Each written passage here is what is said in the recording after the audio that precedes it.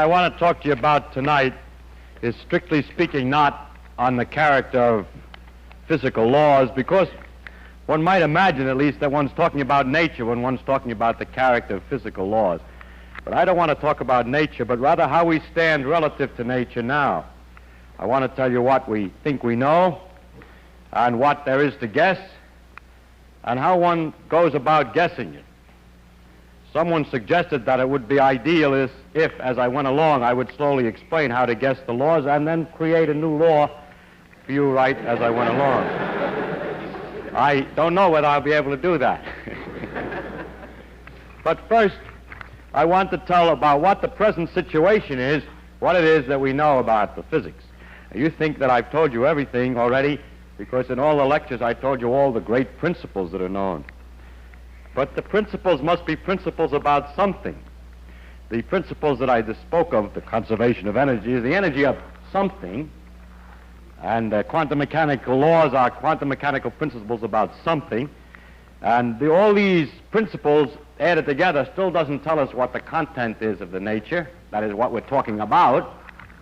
So I will tell you a little bit about the stuff on which all these principles are supposed to have been working. First of all is matter, and remarkably enough, all matter is the same.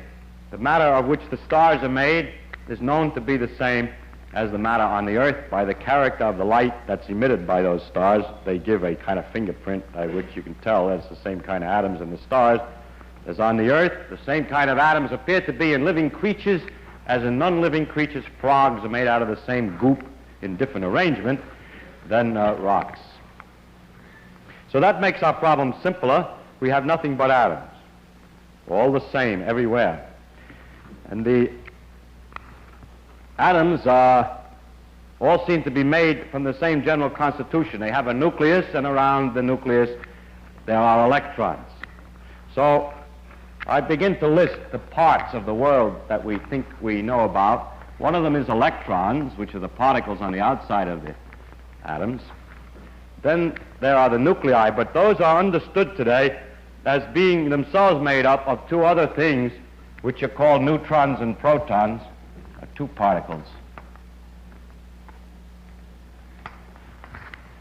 Incidentally, we have to see the stars and see the atoms, and they emit light, and the light is described by particles themselves, which are called photons.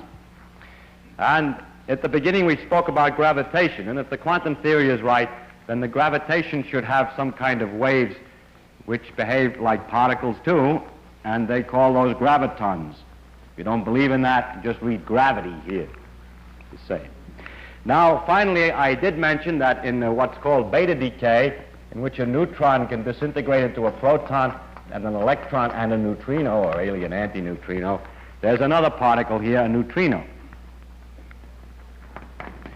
In addition to all the particles that I'm listing, there are, of course, all the antiparticles, but that's just a quick statement and takes care of doubling the number of particles immediately. But there's no complications. Now, with the particles that I've listed here, all of the low-energy phenomena, all of, in fact, ordinary phenomena that happen everywhere in the universe as far as we know, with the exception of here and there some very high-energy particle does something, or in the laboratory we've been able to do some peculiar things, but if we leave out those special cases, all ordinary phenomena are presumably explained by the action and the motions of these things, these kind of things. For example, life itself is supposedly made, understandable in principle from the action of movements of atoms, and those atoms are made out of neutrons, protons, and electrons.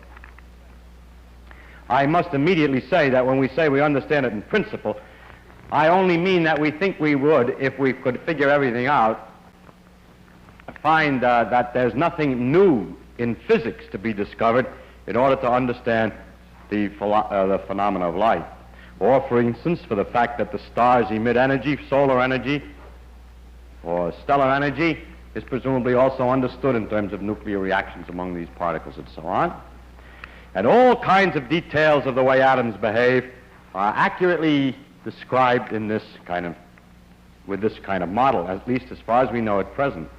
In fact, I can say that in this range of phenomena today, as far as I know, there are no phenomena that we are sure cannot be explained this way, or even that there's deep mystery about. This wasn't always possible. There was, for instance, for a while, a phenomenon called superconductivity. There still is the phenomenon, which is that metals conduct electricity without resistance at low temperatures, and it was not at first obvious that this was a consequence of the known laws with these particles, but it turns out that it has been thought through carefully enough, and it's seen, in fact, to be a consequence of known laws. There are other phenomena, such as extrasensory perception, which cannot be explained by this known knowledge of physics here, and it is interesting, however, that that phenomenon has not been well established, and that we cannot guarantee that it's there. So if it could be demonstrated, of course that would prove that the physics is incomplete, and therefore it's extremely interesting to physicists, whether it's right or wrong, and many, many experiments exist which show it doesn't work. The same goes for astrological influences. If it were true that the stars could affect the day that it was good to go to the dentist, then, as in America we have that kind of astrology, then it would be wrong. The physics theory would be wrong, because there's no mechanism understandable in principle from these things that would make it go. And that's the reason that there's some skepticism among scientists with regard to those ideas.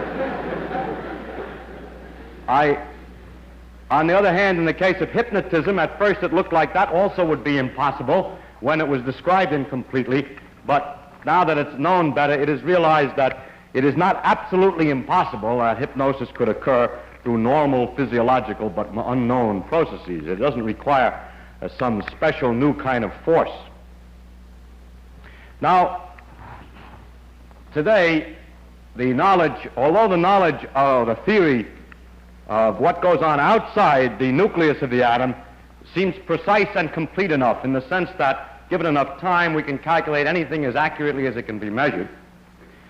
It turns out that the forces between neutrons and protons, which constitute the nucleus, are not so completely known and are not understood at all well. And that's what I mean by that, is that we do not today understand the forces between neutrons and protons to the extent that if you wanted me to, and gave me enough time and computers, I could calculate exactly the energy levels of carbon or something like that, because we don't know enough about that, although we can do the corresponding thing for the energy levels of the outside electrons of the atom. We cannot for the nuclei. So the nuclear forces are still not understood very well.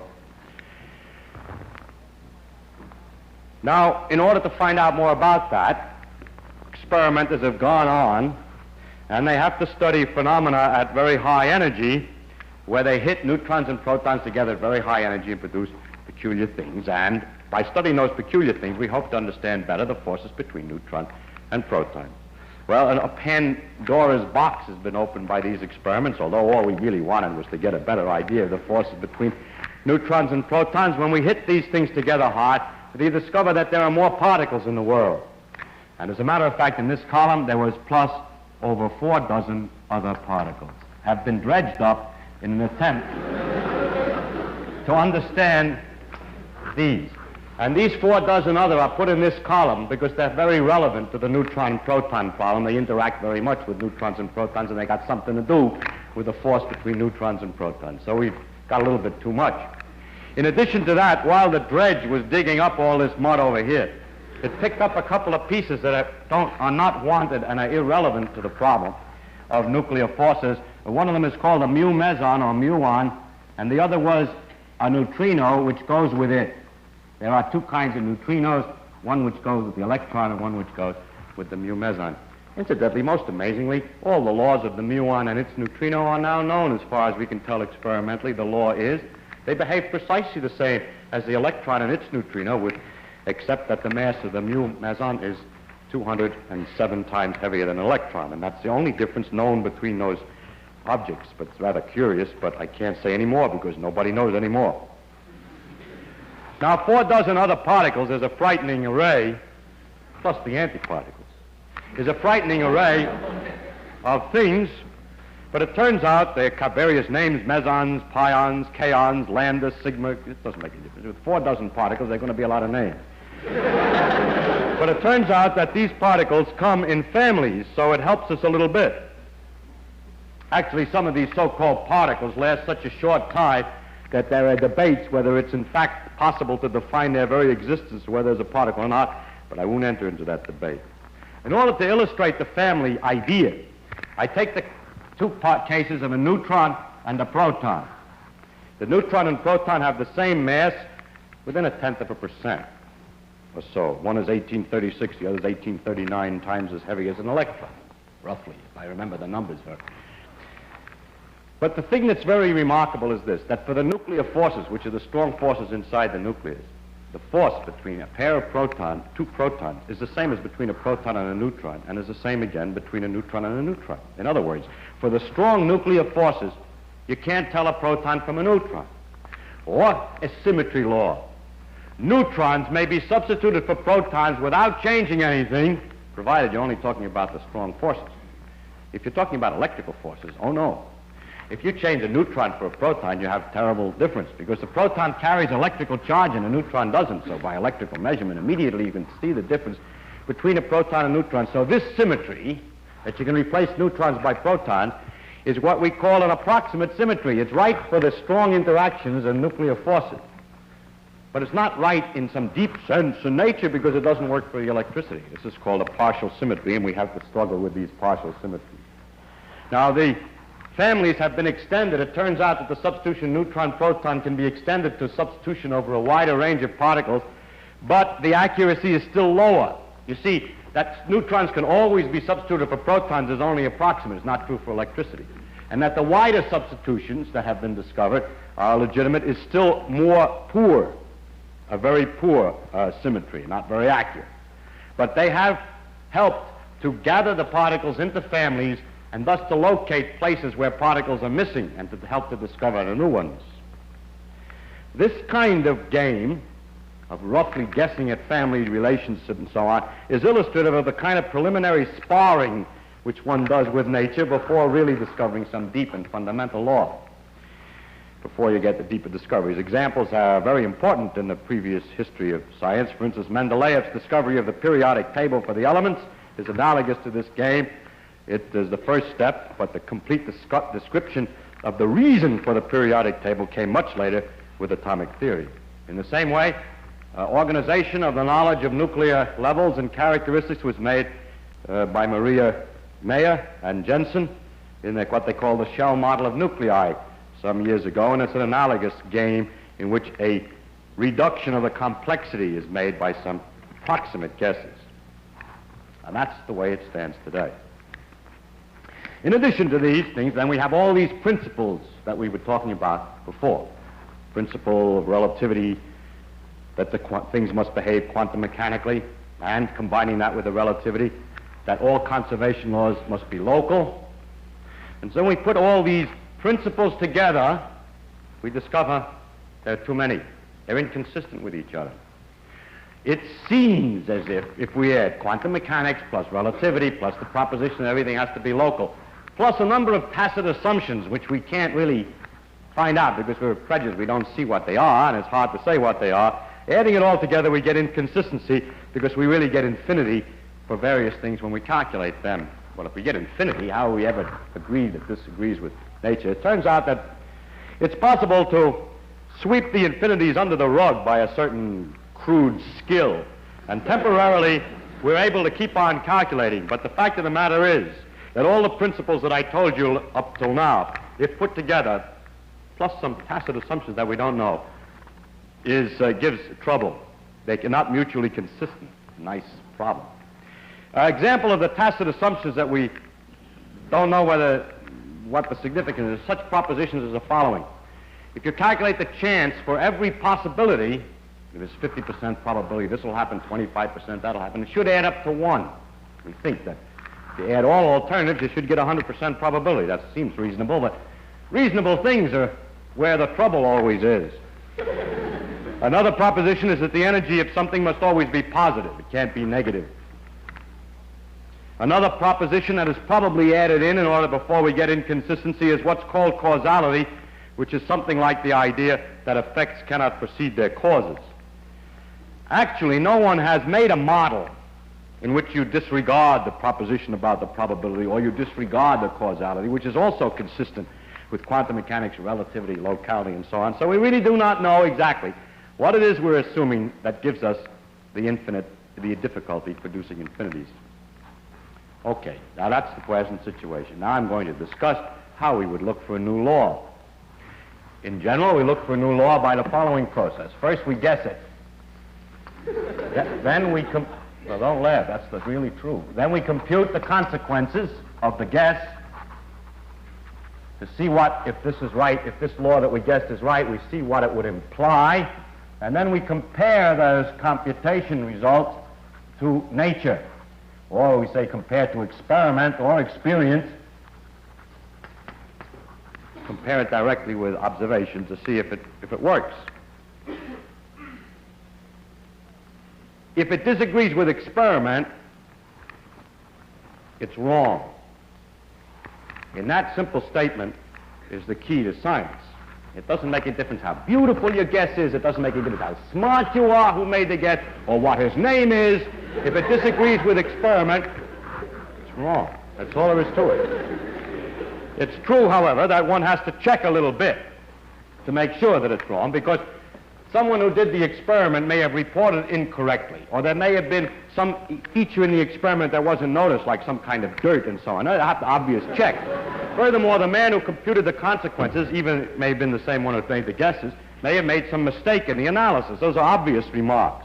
So when I say if it disagrees with the experiment, it's wrong, I mean after the experiment has been checked, the calculations have been checked, and the thing has been rubbed back and forth a few times to make sure that the consequences are logical consequences from the guess, and that in fact it disagrees with a very carefully checked experiment.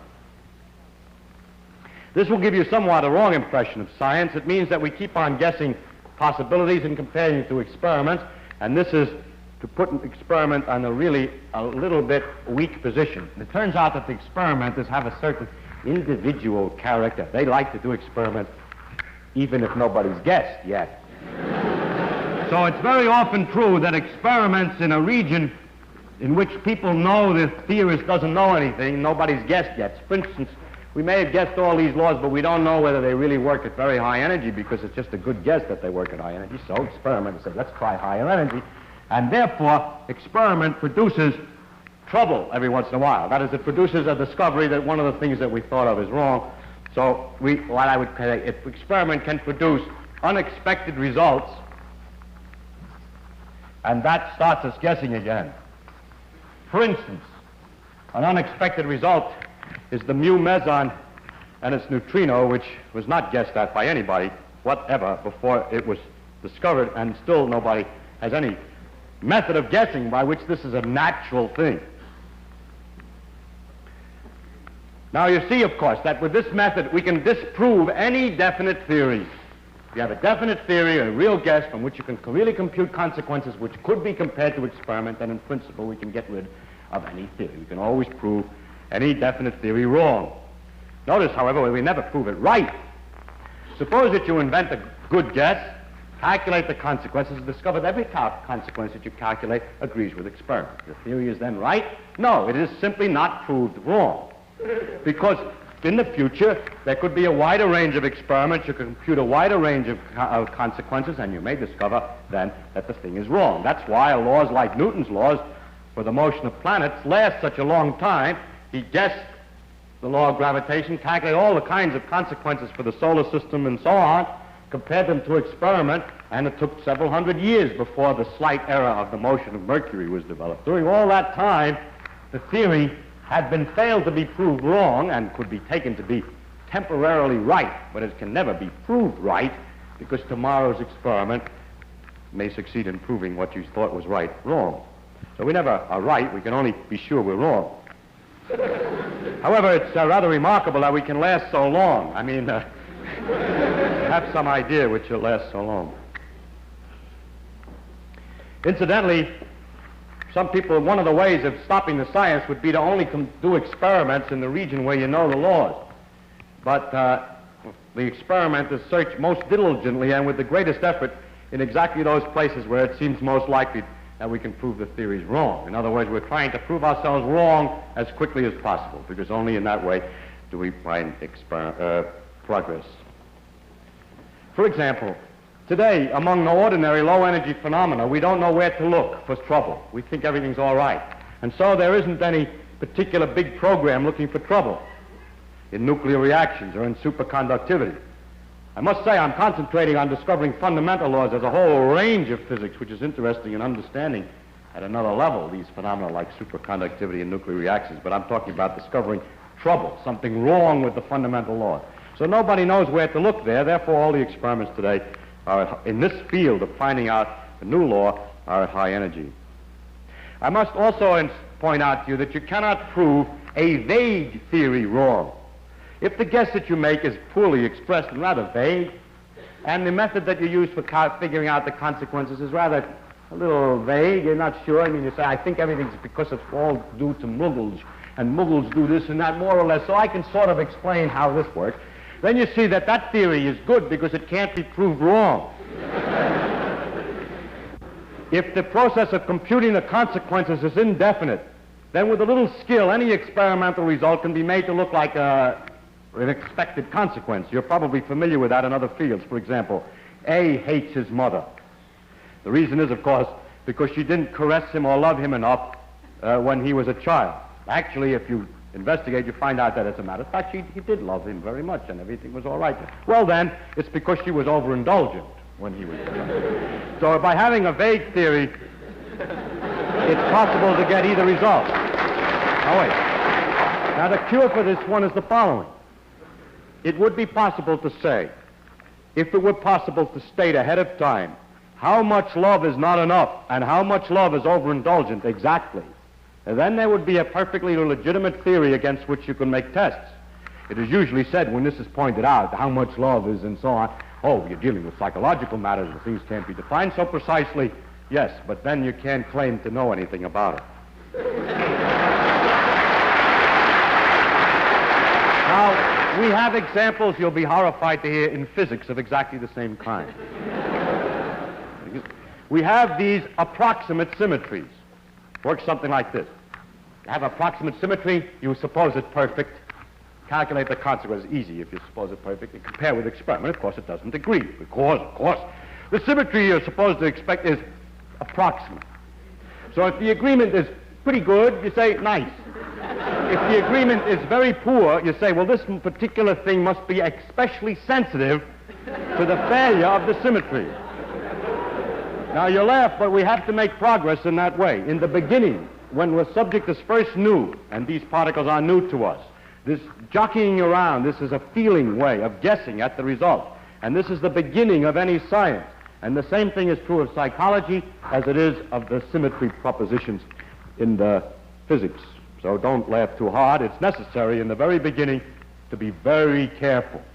It's easy to fall over the deep end by this kind of vague theory. It's hard to prove it wrong. It takes a certain skill and experience to not walk off the plank on the game. In this process of guessing, computing consequences, and comparing to experiment, we can get stuck at various stages. For example, we may, in the guess stage, get stuck. We have no ideas. We can't guess an idea. Or we may get in the computing stage stuck. For example, Yukawa guessed an idea for the nuclear forces in 1934. Nobody could compute the consequences because the mathematics was too difficult. So therefore they couldn't compare it with experiments successfully, and the theory has remained for a long time until we discovered all this junk. And this junk was not contemplated by Yukawa, and therefore it's undoubtedly not as simple, at least, as the way Yukawa did it. Another place you can get stuck is at the experimental end. For example, the quantum theory of gravitation is going very slowly, if at all, because there's no use. All the experiments that you can do never involve quantum mechanics and gravitation at the same time because the gravity force is so weak compared to electrical forces. Now, I want to concentrate from now on, because I'm a theoretical physicist, I'm more delighted with this end of the problem, as to what goes, how do you make the guesses. Now, it's strictly, as I said before, not of any importance where the guess comes from. It's only important that it should agree with experiment, and that it should be definite as possible, as definite as possible. What you say then is very simple. We've set up a machine, a great computing machine, which has a random wheel in it that makes a succession of guesses. And each time it guesses a hypothesis about how nature should work, computes immediately the consequences and makes a comparison to a list of experimental results it has at the other end. In other words, guessing is a dumb man's job. Actually, it's quite the opposite, and I will try to explain why. The first problem is how to start. You see, I'll start with all the known principles. But the principles that are all known are inconsistent with each other. So something has to be removed. So we get a lot of letters from people. We're always getting letters from people who are insisting that we ought to make holes in our guesses as follows. You see, you make a hole to make room for a new guess. Somebody says to you, people always say space is continuous, but how do you know when you get to a small enough dimension that there really are enough points in between? It isn't just a lot of dots separated by little distances. Or they say, you know those quantum mechanical amplitudes that you told me about, they're so complicated and absurd. What makes you think those are right? Maybe they aren't right. I get a lot of letters with such content, but I must say that such remarks are perfectly obvious and are perfectly clear to anybody who's working on this problem, and it doesn't do any good to point this out. The problem is not what might be wrong, but what might be substituted precisely in place of it. If you say anything precise, for example, in the case of a continuous space, suppose the precise proposition is that space really consists of a series of dots only, and the space between them doesn't mean anything, and the dots are in a cubic array. Then we can prove that immediately is wrong. That doesn't work. You see, the problem is not to change or to say something might be wrong, but to replace it by something, and that is not so easy. As soon as any real, definite idea is substituted, it becomes almost immediately apparent that it doesn't work. Secondly, there's an infinite number of possibilities of these simple types. It's something like this. You're sitting working very hard. You've worked for a long time trying to open a safe. And some Joe comes along who doesn't know anything about what you're doing or anything except that you're trying to open a safe. He says, why don't you try the combination 10, 20, 30? Because you're busy. You're trying a lot of things. Maybe you already tried 10, 20, 30. Maybe you know that the middle number is already 32 and not 20. Maybe you know that, as a matter of fact, this is a 5-digit combination. There we have. So these letters don't do any good, and so please don't send me any letters trying to tell me how the thing is going to work. I read them to make sure that I haven't already thought of that. But it takes too long to answer them because they usually in the class try 10, 20, 30.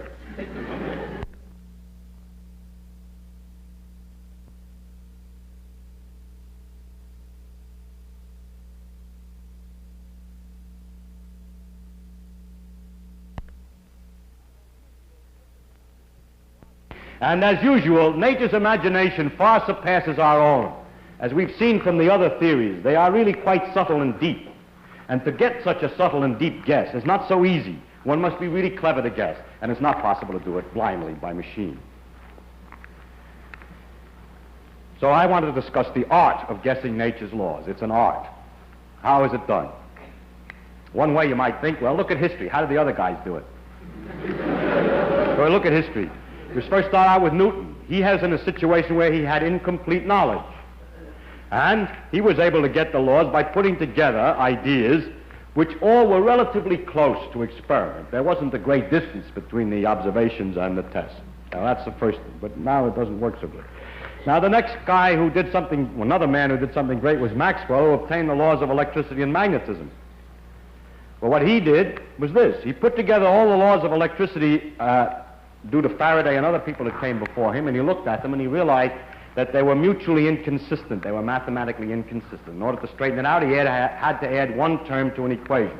By the way, he did this by inventing a model for himself of idler wheels and gears and so on in space. And then he found that what the new law was, and nobody paid much attention because they didn't believe in the idler wheels. We don't believe in the idler wheels today, but the equations that he obtained were correct. So the logic may be wrong, but the answer is all right. In the case of relativity, the discovery of relativity was completely different. There was an accumulation of paradoxes. The known laws gave inconsistent results, and it was a new kind of thinking, a thinking in terms of discussing the possible symmetries of laws. And it was especially difficult because it was at the first time realized how long something like Newton's laws could be right and still ultimately be wrong. And second, that ordinary ideas of time and space that seem so instinctive could be wrong. Quantum mechanics was discovered in two independent ways, which is a lesson. There again, and even more so, an enormous number of paradoxes were discovered experimentally, things that absolutely couldn't be explained in any way by what was known. Not that the knowledge was incomplete, but the knowledge was too complete. Your prediction was this should happen, it didn't. The two different routes were one by Schrödinger, who guessed the equations, another by Heisenberg, who argued that you must analyze what's measurable. So two different philosophical methods reduced to the same discovery in the end. More recently, the discovery of the laws of this interaction, which are still only partly known, had quite a somewhat different situation. Again, this time it was a case of incomplete knowledge, and only the equation was guessed. The special difficulty this time was that the experiments were all wrong. All the experiments were wrong. Now, how can you guess the right answer when you calculate the results it disagrees with the experiment, and you have the courage to say the experiments must be wrong? I'll explain where the courage comes from in a minute. Now today, we haven't any paradoxes. Maybe. We have this infinity that comes if we put all the laws together. But the rug-sweeping people are so, sweeping the dirt under the rug, are so clever that one sometimes thinks that's not a serious paradox. The fact that there are all these particles doesn't tell us anything except that our knowledge is incomplete. Now I'm sure that history does not repeat itself in physics, as you see from this list, and the reason is this. Any scheme, like think of symmetry laws, or put the equations in mathematical form, or any of these schemes, guess equation and so on, are known to everybody now, and they're tried all the time. So if the place where you get stuck is not that, you try that right away. We try looking for symmetries, we try all the things that have been tried before, but we're stuck. So it must be another way next time. So each time that we get in this logjam of too much trouble, too many problems, it's because the methods that we're using are just like the ones we used before. We try all that right away. But the new scheme, the new discovery is going to be made in a completely different way. So history doesn't help us very much. I'd like to talk about a little bit about this Heisenberg's idea that you shouldn't talk about what you can't measure, because a lot of people talk about that without understanding it very well. They say in physics you shouldn't talk about what you can't measure. If what you mean by this, if you interpret this in the sense that the constructs or inventions that you make, that you talk about, must be such a kind that the consequences that you compute must be comparable to experiment. That is, that you don't compute a consequence like a moo must be 3 goos when nobody knows what a moo and a goo is. That's no good. If the consequences can be compared to experiment, then that's all that's necessary. It is not necessary that moos and goos can't appear in the guess. That's perfectly all right. You can have as much junk in the guess as you want, provided that you can compare it to experiment. That's not fully appreciated because it's usually said, for example, people usually complain of the unwarranted extension of the ideas of particles and paths and so forth into the atomic realm. Not so at all. There's nothing unwarranted about the extension. We must, and we should, and we always do, extend as far as we can beyond what we already know, those things, those ideas that we've already obtained. We extend the ideas beyond their range. Dangerous, yes. Uncertain, yes. But the only way to make progress. It's necessary to make science useful, although it's uncertain. It's only useful if it makes predictions. It's only useful if it tells you about some experiment that hasn't been done. It's no good if it just tells you what just went on. So it's necessary to extend the ideas beyond where they've been tested. For example, in the law of gravitation, which was developed to understand the motion of the planets.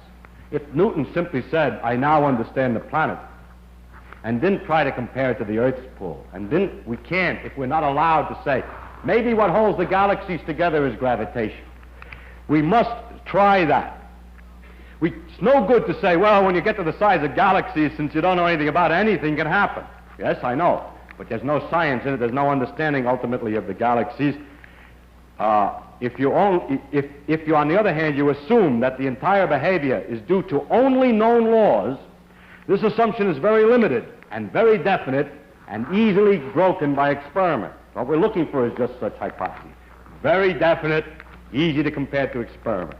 And the fact is that the way the galaxies behave so far doesn't seem to be against the proposition. It would be easily disproved if it were false, but it's very useful to make the hypothesis. I'll give another example, even more interesting and important.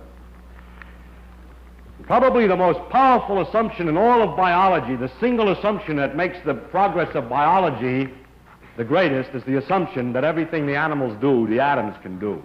What? That the things that are seen in the biological world are the results of the behavior of physical and chemical phenomena with no extra something. You could always say, well, when we come to living things, anything can happen. If you do that, you never understand the living things. It's very hard to believe that the wiggling of the tentacle of the octopus is nothing but some fooling around of atoms according to the known physical laws. But if investigated with this hypothesis, one is able to make guesses quite accurately as to how it works, and one makes great progress in understanding the thing. So far, the tentacle hasn't been cut off. What I mean is, it hasn't been found that this idea is wrong. It's therefore not unscientific to take a guess, although many people who are not in science think it is. For instance, I had a conversation about flying saucers some years ago with laymen. Because I'm scientific, I know all about flying saucers.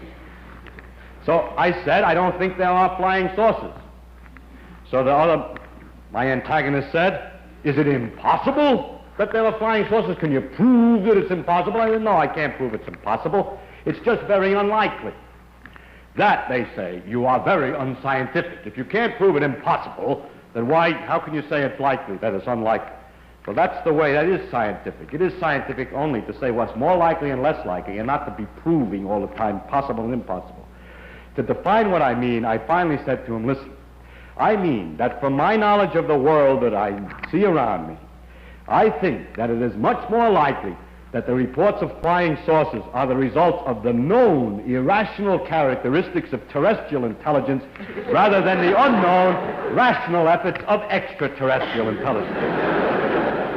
It's just more likely, that's all. And it's a good guess.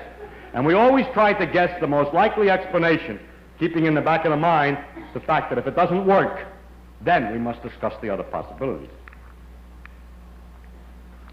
Now, how to guess at what to keep and what to throw away. You see, we have all these nice principles and known facts and so on, but we're in some kind of trouble.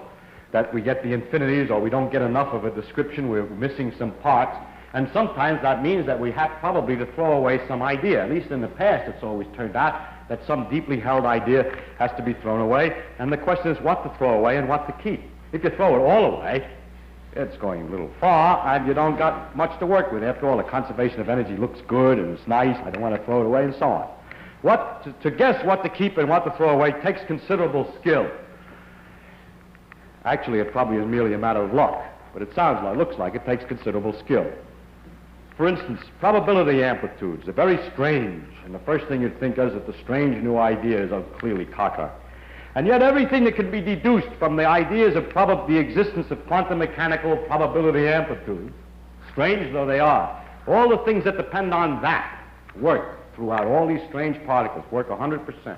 Everything that depends on that seems to work. So I don't believe that idea is wrong, and that when we find out what the inner guts of this stuff is, we'll find that idea is wrong. I think that part's right. I'm only guessing. I'm telling you how I guess. For instance, that space is continuous is, I believe, wrong. Because we get these infinities and other difficulties, and we have some questions as to what determines the sizes of all these particles, I rather suspect that the simple ideas of geometry extended down into infinitely small space is wrong. I don't believe that space, I'm making a hole, I'm only making a guess, I'm not telling you what to substitute. If I did, I would finish this lecture with the known law, of course. Some people have used the inconsistency of all the principles to say that there's only one possible consistent world. That if we put all the principles together and calculate very exactly, we will not only be able to use the principles, but discover that these are the only things that can exist and have the thing consistent. That seems to me like a big order. I don't believe, that sounds like wagging the tail by the dog. That's right. Wagging the dog by the tail. I believe that you have to be given that certain things exist, a few of them, not all the 48 particles. or the 50-some-odd particles. A few little principles, a few little things exist, like electron and something is given. And then with all the principles, the great complexities that come out with probably a definite consequence. But I don't think you can get the whole thing from just arguments about consistency. Finally, we have another problem, which is the question of the meaning of the partial symmetries. I think I better leave that one go because of a shortage of time. Well, I'll say it quickly. These symmetries, like the neutron and proton, are nearly the same, but they're not for electricity. Or that the law of reflection symmetry is perfect except for one kind of reaction, are very annoying. The thing is almost symmetrical, but not. Now, two schools of thought exist. One who say it's really simple, they're really symmetrical. But there's a little complication which knocks it a little bit cockeyed. Then there's another school of thought which has only one representative, myself, which says, no, the thing may be complicated and become simple only through the complication. Like this. The Greeks believed that the orbits of the planets were circles. And the orbits of the planets are nearly circles. Actually, they're ellipses. The next question is, well, they're not quite symmetrical, but they're almost circles. They're very close to circles. Why are they very close to circles? Why are they nearly symmetrical? Because of the long, complicated effects of tidal friction, a very complicated idea. So it is possible that nature in our heart is unsymmetrical for these things, but in the complexities of reality, it gets approximately looking as if it's symmetrical. The ellipses look almost like circles. It's another possibility. Nobody knows. It's just guesswork. Now, another thing that people often say is that for guessing, two identical theories, suppose you have two theories, A and B, which look completely different psychologically, have different ideas in them and so on, but that all the consequences that are computed, are exactly the same. They say they even agree with experiments. The point is, though, that the two theories, although they sound different at the beginning, have all consequences the same. It's easy usually to prove that mathematically by doing a little mathematics ahead of time to show that the logic from this one and this one will always give corresponding consequences. Suppose we have two such theories, how are we going to decide which one is right? No way, not by science, because they both agree with experiment to the same extent. There's no way to distinguish one from the other. So the two theories, although they may have deeply different ideas behind them, may be mathematically identical, and usually people say then in science one doesn't know how to distinguish them, and that's right. However, for psychological reasons, in order to guess new theories, these two things are very far from equivalent, because one gives a man different ideas than the other. By putting the theory in a certain kind of framework, you get an idea what to change, which would be something, for instance, in theory A that talks about something that you say, I'll change that idea in here. But to find out what the corresponding thing is you're going to change in here may be very complicated. It may not be a simple idea. In other words, a simple change here makes maybe a very different theory than a simple change there. In other words, although they're identical before they're changed, there are certain ways of changing one which look natural, which don't look natural in the other. And therefore, psychologically, we must keep all the theories in our head. And every theoretical physicist that's any good knows 6 or 7 different theoretical representations for exactly the same physics, and knows that that they're all equivalent, and that nobody is ever going to be able to decide which one is right at that level, but he keeps them in his head hoping that they'll give him different ideas for guessing. Incidentally, that reminds me of another thing, and that is that the philosophy or the ideas around the theory, a lot of ideas, you say, I believe there is a space-time or something like that in order to discuss your analysis, that these ideas change enormously when there are very tiny changes in the theory. In other words, for instance, Newton's ideas about space and time agreed with experiment very well. But in order to get the correct motion of the orbit of Mercury, which was a tiny, tiny difference, the difference in the character of the theory with which you started was enormous. Reason is, these are so simple and so perfect. They produce definite results. In order to get something to produce a little different result, it has to be completely different. You can't make imperfections on a perfect thing. You have to have another perfect thing. So the philosophical ideas between Newton's theory of gravitation and Einstein's theory of gravitation are enormous. The differences, rather, are enormous. What are these philosophies? These philosophies are really tricky ways to compute consequences quickly. A philosophy, which is sometimes called an understanding of the law, is simply a way that a person holds the laws in his mind so as to guess quickly at consequences. Some people have said, and it's true, for instance, in the case of Maxwell's equations and other equations, never mind the philosophy, never mind anything of this kind, just guess the equations. The problem is only to compute the answers so that they agree with experiment, and is not necessarily to have a philosophy or argue or words about the equation.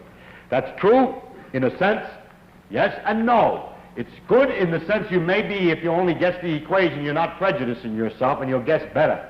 On the other hand, maybe the philosophy helped you to guess. It's very hard to say. For those people who insist, however, that the only thing that's important is that the theory agrees with experiment, I would like to make an imaginary discussion between a Mayan astronomer and his student. The Mayans were able to calculate with great precision the predictions, for example, for eclipses and the position of the moon in the sky, the position of Venus, and so on. However, it was all done by arithmetic. You count certain numbers, you subtract some numbers, and so on. There was no discussion of what the moon was. There wasn't even a discussion of the idea that it went around. There was only calculate the time when there would be an eclipse or the time when it would rise, the full moon, and when it would rise half moon, and so on. Just calculating only. Suppose that a young man went to the astronomer and said, I have an idea. Maybe those things are going around, and there are balls of rocks out, like rocks out there. We could calculate how they move in a completely different way than just calculate what time they appear in the sky and so on. So of course, the Mayan astronomer would say, yes, how accurate can you predict eclipses? He said, I haven't developed the thing very far. He says, but we can calculate eclipses more accurately than you can with your model, and so you must not pay any attention to this because the mathematical scheme is better. And there's a very strong tendency of people to say against some idea, if someone comes up with an idea and says, let's suppose the world is this way, and you say to him, well, what would you get for the answer for such and such a problem? And he says, I haven't developed it far enough. And you say, well, we have already developed it much further, and we can get the answers very accurately. So it is a problem as to whether or not to worry about philosophies behind ideas.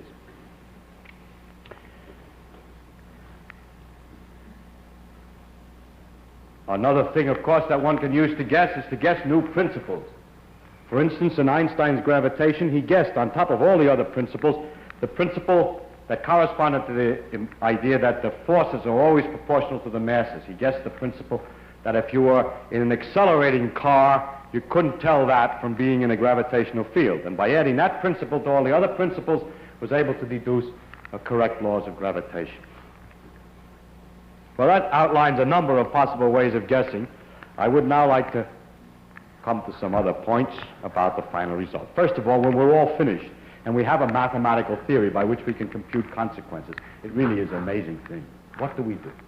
In order to figure out what an atom is going to do in a given situation, we make up a whole lot of rules with marks on paper, carry them into a machine which opens and closes switches in some complicated way, and the result will tell us what the atom is going to do. Now, if the way that these switches opens and close was some kind of a model of the atom, in other words, if we thought the atom had such switches in it, then I would say, well, I understand more or less what's going on.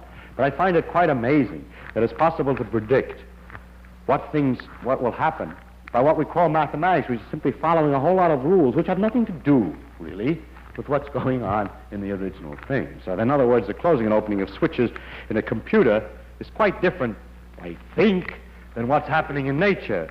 And that is, to me, very surprising.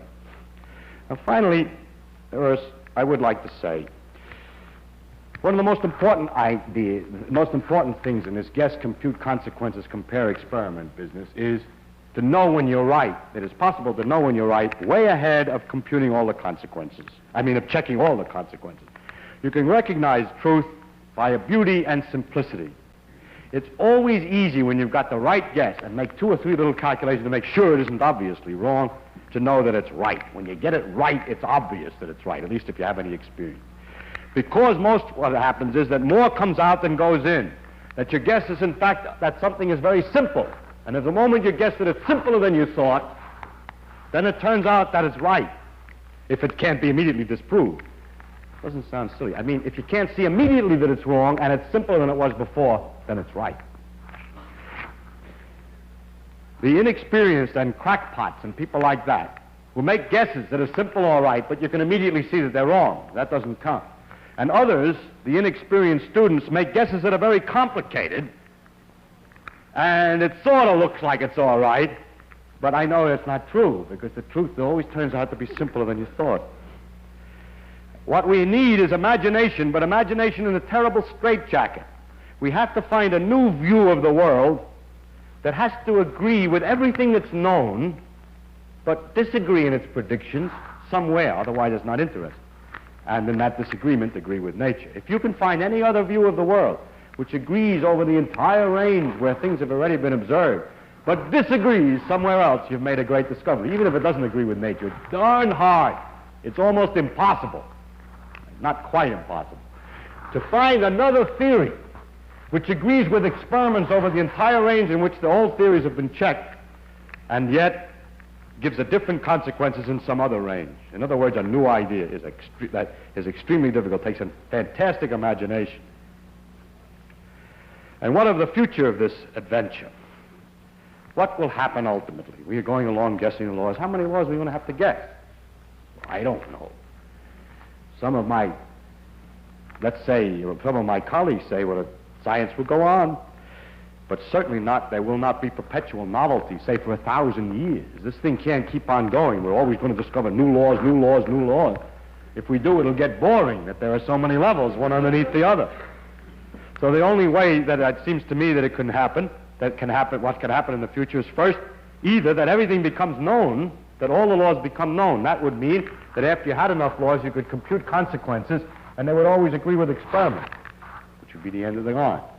Or it might happen that the experiments get harder and harder to make, more and more expensive, that you get 99.9% of the phenomena, but there's always some phenomenon which has just been discovered that's very hard to measure, which disagrees. It gets harder and harder to measure. As you discover the explanation of that one, there's always another one, and it gets slower and slower and more uninteresting. That's another way that it can end. But I think it has to end in one way or another. And I think that we are very lucky to live in an age in which we're still making the discoveries. It's an age which will never come again. It's like the discoveries of America. You can only discover it once. It was an exciting day when there was investigations of America. But the age that we live in is the age in which we are discovering the fundamental laws of nature. And that day will never come again. I don't mean we're finished. I mean we're right in the process of making such discoveries. It's very exciting, it's marvelous. But this excitement will have to go. Of course, in the future there will be other interests. There will be interests of the connection of one level of phenomena to another, phenomena in biology and so on, all kinds of things. Or if you're talking about explorations, exploring planets and other things. But there will not still be the same thing as we're doing now. It'll be just different interests. Another thing that will happen is that if all is known, ultimately, if it turns out all is known or it gets very dull, the vigorous philosophy and the careful attention to all these things that I've been talking about will gradually disappear. The philosophers who are always on the outside making stupid remarks will be able to close in, because we can't push them away by saying, well, if you were right, you'd be able to guess all the rest of the laws. Because when they're all there, they'll have an explanation for it. For instance, there are always explanations to why the world is three-dimensional. Well, there's only one world, and it's hard to tell if that explanation is right or not. So if everything were known, there would be some explanation about why those are the right laws. But that explanation will be in a frame that we can't criticize by arguing that that type of reasoning will not permit us to go further. So there will be a degeneration of the ideas, just like the degeneration that great explorers feel occurs when tourists begin moving in on the territory.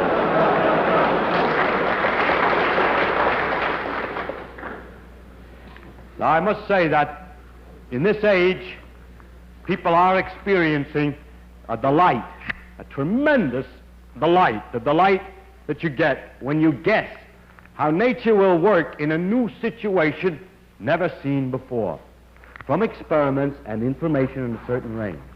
You can guess what's going to happen in a region where no one has ever explored before. It's a little different than regular exploration. There's enough clues on the land discovered to guess what the land is going to look like that hasn't been discovered. And these guesses, incidentally, are often very different than what you've already seen. It takes a lot of thought. What is it about nature that lets this happen, that is possible to guess from one part what the rest is going to do? That's an unscientific question. What is it about nature? I don't know how to answer it. And I'm going to give, therefore, an unscientific answer. I think it is because nature has a simplicity and, therefore, a great beauty. Thank you very much.